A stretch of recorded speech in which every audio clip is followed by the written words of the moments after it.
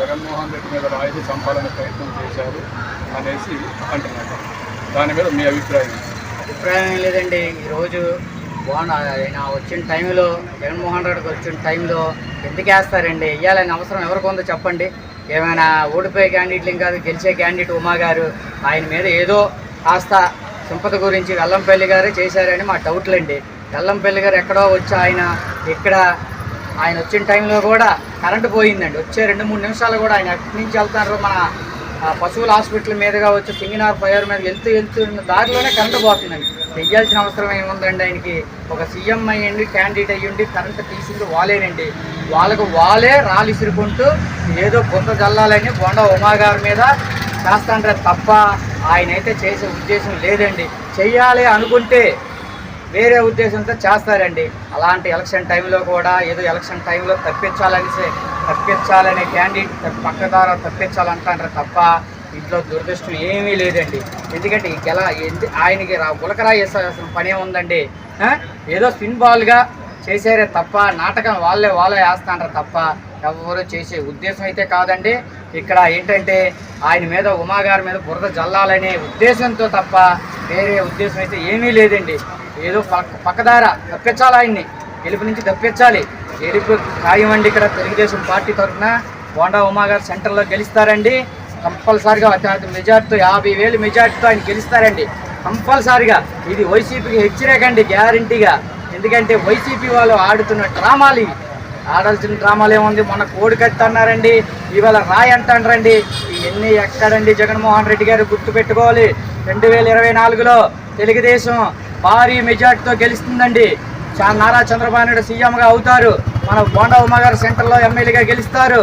తర్వాత అన్నీ తీస్తారండి. అన్నీ గుర్తుపెట్టుకుంటారండి. మా నాయకులు కార్యకర్తలు కూడా గుర్తుపెట్టుకున్నారు. మిమ్మల్ని గద్దె దింపే రోజులు దగ్గరలోనే ఉన్నాయండి. జగన్మోహన్ రెడ్డి గారు భారీ నుంచి అతి భారీ మెజార్టీతో గెలుస్తాం మేము. నెక్స్ట్ 2024లో మేమే స్థాపిస్తాం గవర్నమెంట్ని కూడా. నారా చంద్రబాబు సీఎం అవుతారు. సెంటర్లో ఉమా గారు గెలుస్తారండి. గుర్తు పెట్టుకోండి నా జగన్మోహన్ రెడ్డి గారు. మీరు సెంట్రల్ నియోజకవర్గ మహిళలుగా బోండా మహేశ్వరరావు గారి మీద గులకరాయి కేసులో అరెస్ట్ చేద్దామని చెప్పేసి సీఎం జగన్మోహన్ రెడ్డి గారు విశ్వ ప్రయత్నాలు చేస్తున్నారు. దాని మీద మీ అభిప్రాయాలు తెలియపరచండి. అసలు ఇది జనాలు నమ్మే విషయమేనండి. గతంలో 2019లో కోడికత్తి కేసు అని అదొక డ్రామా ఆడారు, అదొక సినిమా, అదొక పార్ట్ అయిపోయింది. ఇప్పుడు ఈ 2024లో ఏది సతీష్ గులకరాయి వేశాడు అని, అదేదో బోండామ్మ గారు చేపించారని బోండామ్మ గారిని అరెస్ట్ చేయాలని అంటున్నారు. అవన్నీ ఉత్తి మాట్లాడి బోండామ్మ గారికి జగన్మోహన్ రెడ్డి మీద గులకరాయి వేయించాల్సిన అవసరం ఆయనకి లేదు. ఆయన మనస్తత్వం అలాంటిది కాదు. ఏంటి ఎవరికైనా సహాయం చేసేవాడే కానీ. ఏమంటే గులకరాయి ఇది రెండో పార్ట్ అండి. ఇది రెండో సినిమా. అంటే ఇక ఈ 5 ఏళ్ళు కూడా ఇలా జరిపించుకోవాలి. ఇదొక సినిమాలాగా చేస్తున్నారు అంతే. జగన్మోహన్ రెడ్డి గారు మీరేదో బోండామ్మ గారిని ఏదో అరెస్ట్ చేయాలి, ఆయన్ని ఏదో పరుగు తీయాలి, నేనే గెలవాలి, ఈ ఎల్లంపల్లి ఒకటి దొరికాడు మీకు ఏంటి, అక్కడి నుంచి నెట్టేశారు, వెస్ట్ నుంచి నెట్టేశారు, వామయ్య కాలనీకి వచ్చి పట్టాడు. అక్కడేంటి గుడిలో మన దేవాదాయ శాఖ మంత్రిగా చేసి ఆ గుళ్ళో అమ్మవారి గుళ్ళో అన్నీ అమ్మేసుకుని మొత్తం తుడిసేసి ఇటు వచ్చాడు. ఆ డబ్బులు ఉన్నాయి.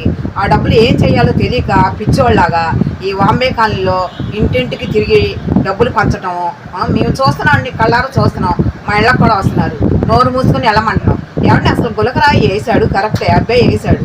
వేసిన రాయ జగన్మోహన్ రెడ్డి గారికి తగిలి పక్కన వెల్లంపల్లికి తగిలిందా, లేకపోతే వెల్లంపల్లికి తగిలి జగన్మోహన్ రెడ్డి గారికి తగిలిందా? అసలు తగిలిన రాయి ఎలా పడుతుందండి? ఇలా తగిలింది అది కింద పడుతుంది, సైడ్కి ఎలా వస్తుంది? ఏంటండి ఆ కట్లేంటి? ఆ గుడ్డోళ్ళలాగా కట్లు కన్ను ఆపరేషన్ చేయించుకున్న వాళ్ళు కట్లు కట్టుకోవటం ఏంటి? ఉమామహేశ్వరరావు గారిని ఏదో చేయాలనని జగన్మోహన్ రెడ్డి ఎన్నో పన్నాగాలు పన్నుతున్నాయి. ఎవరెన్ని పన్నాగాలు పన్నినా సెంట్రల్ నియోజకవర్గం బోండవమ్మన్న అడ్డా ఇది మాత్రం గ్యారంటీ. మీ మహిళలు మాత్రం అందరం బాంబే కాలనీలో ఎవరైనా సరే సెంట్రల్ నియోజకవర్గంలో మహిళలు మొత్తం ఆయనకి ఓట్లు వేయించే బాధ్యత మాది, మేమే చేస్తాం. గత కాలంలో వాళ్ళ అమ్మగారు వచ్చి ఏం చెప్పింది? నా బిడ్డమ్మ ఒక్కసారి ఛాన్స్ ఇవ్వండి అని కొంగు పట్టుకుని అడిగింది. కొంగు పట్టుకుని అడిగితే ఏమైనా భర్త చచ్చిపోయింది ఆ బిడ్డ అడుగుతుంది అని చెప్పి జనాలందరూ పిచ్చోడై చేశారు. కానీ వీడికి పిచ్చి ఇక పరాకాష్ట అయిపోయి ఒక యమరాక్షసులాగా తయారయ్యి జనాల మీద కాకోకుండా ఏం చేయాలో అడిగి తెలియక అసలు సెంట్రల్ నియోజకవర్గంలోనే తగిలిచ్చాడు. చూసుకోండి ఇవన్నీ కరెంటు. ఏమంటే కరెంట్ ఏంటండి? కరెంట్ ఆయన వచ్చినప్పుడే కరెంటు తీగలకు తగిలిచ్చేయటం, కరెంటు తీపిచ్చేసేయటం. ఎవరో పోలీసు వాళ్ళు ఉన్నారండి, జడ్బీ పోలీసు వాళ్ళు ఎవరో ఉన్నారు, వాళ్ళు అసలు ఆయన చుట్టూ అంతమంది ఉన్నారండి. ఆ రాయేసి వేసేదాకా మరి వాళ్ళు ఏం చేస్తున్నారు? వాళ్ళు కూర్చొని నిద్రపోతున్నారు, కళ్ళద్దాలు పెట్టుకుని చుట్టూతా పెట్టుకుని తిరుగుతున్నాడుగా. ఆయనకి భయమే, జగన్మోహన్ రెడ్డి గారికి భయమే. ఏం జరుగుతుంది? వాళ్ళు చేసిన మంచి పనులు కాదవన్నీ. నేను చేశాను, జనాల్లోకి వెళ్తున్నాను, ఏం జరుగుతుందనే భయంతో వస్తున్నాడు. ఇదంతా డ్రామా అండి. ఆ పూలదండలు వేసుకున్న కొక్కుని తగిలింది అంతే. ఇది పెద్ద డ్రామా కనపడుతుంది, అసలుకి జనానికి అందరికీ కనపడుతుంది.